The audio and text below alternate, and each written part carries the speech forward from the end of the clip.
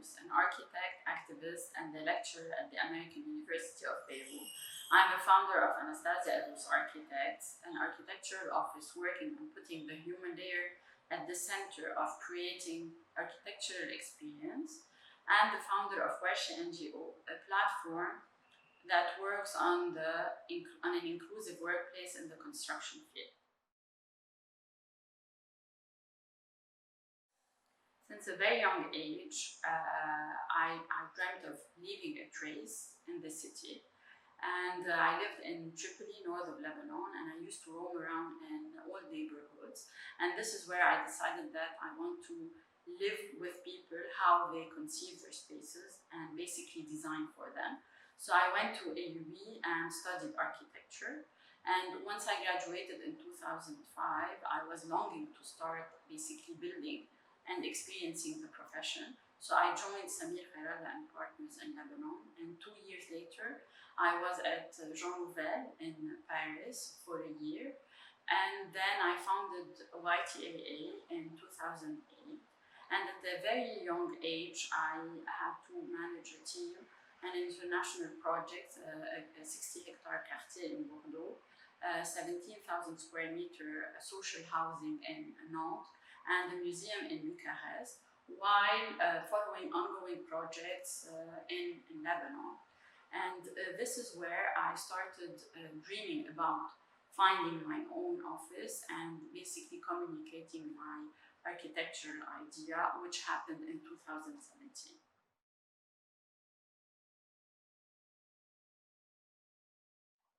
The creative process while working with architecture is very important to me because I really focus on working on physical models, drawing by hand, communicating with the team, communicating with the client, going to sites, and experiencing and challenging the drawings and the concept. Especially for us women, we need to be present physically.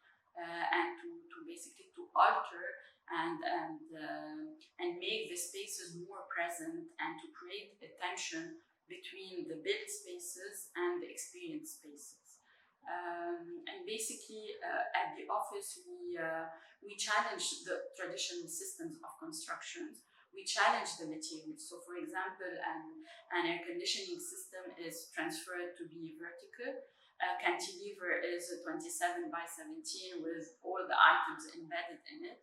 And we work closely with structural engineers, electromechanical engineers, crafts, and we combine all of these together into a tailor-made project, because I really believe in a tailor-made architecture, not only for the user, but also for the context.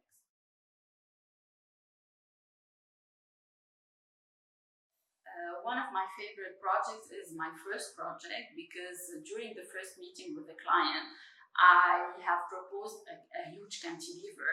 The project was 3,000 square meters, and only 300 square meters were apparent, because the landscaping was like covering in so many different ways all the spaces.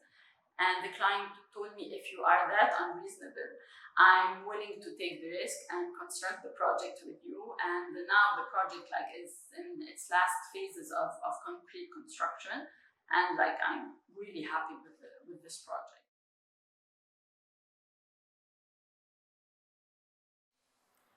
I grew up in a family of women, of 7 women. Since my father passed away, I was 6 years old. And in Mediterranean context, usually in families, you need a male figure to represent your family, or your family name is related to your father or to basically a male figure. And since I was young, I started searching for, if you want, a way to leave my trace as a woman, because I didn't really understand this need. And I fell in love with architecture at an early stage. And through traveling a lot and having the chance to be able to work on big international projects, I was one of the fewest women present on the table, taking decisions, discussing important city decisions, important construction decisions and budget decisions. And this is where I felt that I have a responsibility to create a platform, an inclusive platform, where women can basically work together, exchange, and lift up each other, and invite. I would like, through Warch, I would like to invite other women to sit on the table, to be there, to take the risk, to discuss, no matter what the cultural or social or economical diversities that are present there. We need to be taking decisions about our cities, about drawing our cities, about drawing our homes, about deciding on the way we want to live, and to coexist with men and to be team players. So this is what Warch had for a purpose. The meaning of the name Warch, it means site construction, because the toughest part of a project is its construction, because it's physically present, it needs a huge budget, and this is where the main decisions are taken. So women, I invite all women to be present on this table and to take decisions.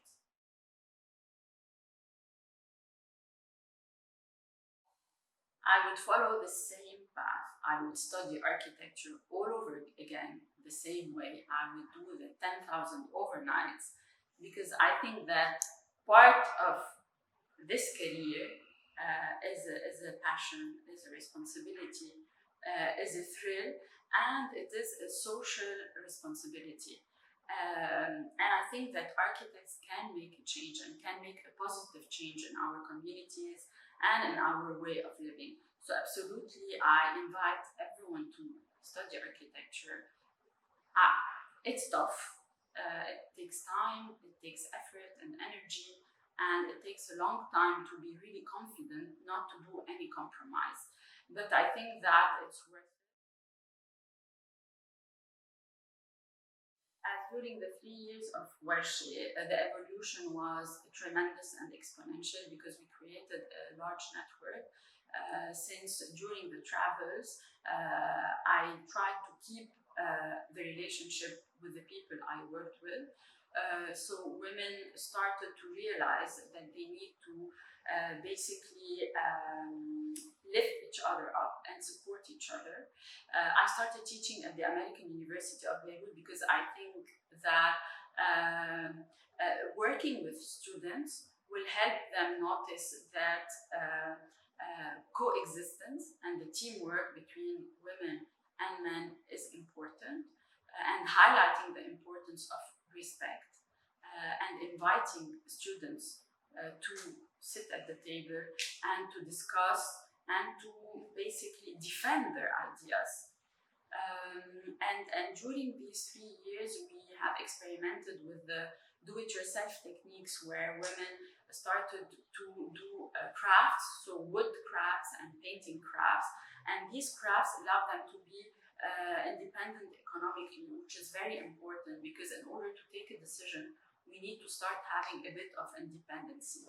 And we are working on a pilot project, and in this pilot project, Warch is encouraging vertical ecology, urban farming, and wood construction or wood crafting, and the maintenance of our houses and our homes.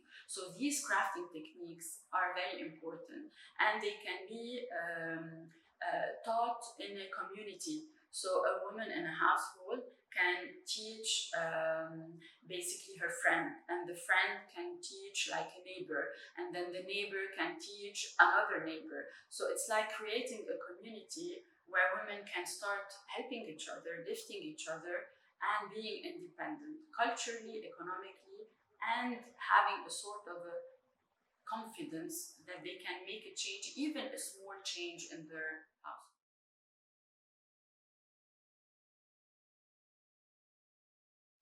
I think that leading usually is done by example. So I felt the need to really be there and start construction and push for the idea of experimentation without fear and taking the risk. So the fact that I'm trying to push for the idea of equal opportunities for all, and learning by doing and not only by studying or by writing is very important.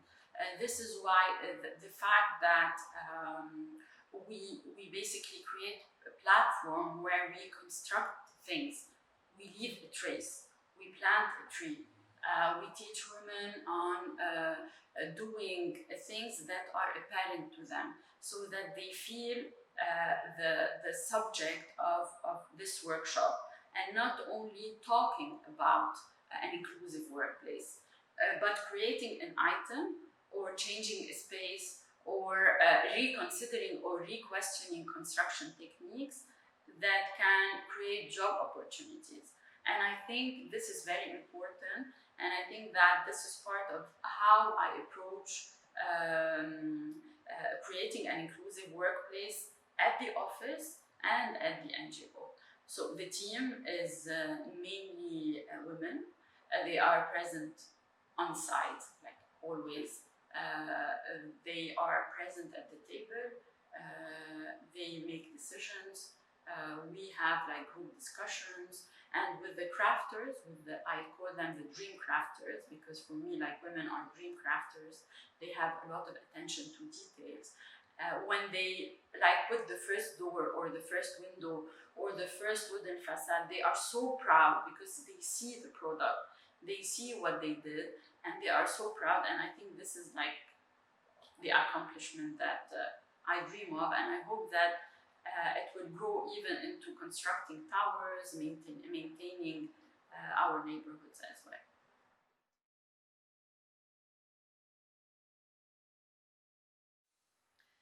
My proudest moment is when I woke up realizing that I'm working on my own project and basically living my dream about having my architectural office.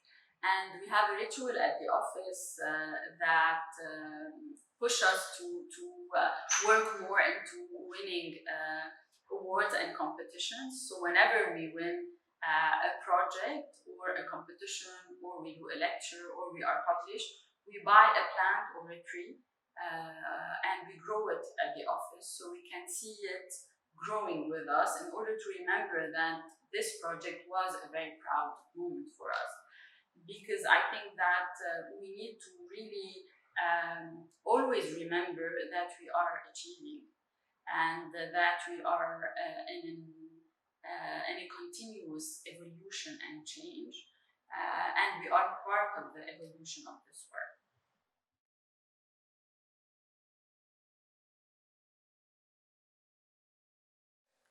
For me, the future of architecture and an inclusive workplace, which is the purpose of Warch, are really connected to each other. So I believe in a communal architecture, not to talk about social housing or very private constructions, but to say that we are active role models in our spaces. And as women, we need to take part into constructing our spaces. So let's say basically architecture is about combining diverse communities, diverse cultural backgrounds into one project. For example, the M Tower, it's a structure, and in the structure the users or the inhabitants can construct their own home through a workshop based on the ground floor. So the ground floor is not only designed or conceived to have vitrines or basically neutral facades, but to be an active, programmatic, economical generator for the neighborhood and for the building itself. For example, the staircases can become an anchor for sports activities. The rooftops can have suspended gardens or programmatic insertions for the community. And these workshops and these functions can create a building that is renovating itself daily. So the user is very important into the future of architecture, into basically deciding the future of architecture, as well as the landscape. The relationship between the landscape and the constructed projects are a part of the creative process in all the projects I work in. And for me, a landscape, a natural landscape, is very resilient. So I use this resilience in the constructed landscape, and I link it to the natural landscape, and then infiltrate it into the project, into creating a dialogue between outside and inside. Sometimes the dialogue is basically intention, so you have an empowerment of the landscape, and sometimes the dialogue is of harmony. So the extension of the landscape is really like natural into the internal spaces. So the secret gardens are part of the resilience of the user into its constructed space. And these secret gardens basically portray the emotions and the 4 seasons of the project, where the user can be with him or herself, and they can custom their garden like they custom their own space or their building or their office or even the city. So I believe in like even urban secret gardens where you can only access or visit in summer, or where you can only access when the sun is at its peak in order to feel the heat. So for me, the 5 senses are very important, and usually these senses, they come out when we work architecture as an ecological tool in relationship to nature. So for me, the notion of vertical ecology or vertical landscaping is very important, because it creates a sustainable living, not as a concept, but as a way of interacting with nature, the built nature and the natural scapes. It's gonna seem weird, but I love working with concrete, especially in the Middle East or in Lebanon, because it's for me it's a material that's alive. It can be tailor-made. It can have a lot of colors and textures, and it combines structure with architecture. And I think that we need to combine expertise and scopes of work in order to create a project that's a dialogue between many, basically many crafts. And concrete allows that in an accessible economical agenda in the region. And it allows us to go in height. It allows us to cantilever horizontally. It allows us to create a structure. And in addition to concrete, I work with wood, because wood is a fluid material. It's more a human material. So the combination between the monument, the concrete monumentality, and the human wooden layer, and this dialogue between these two, while letting a resilient landscape to intervene in between, is architecture.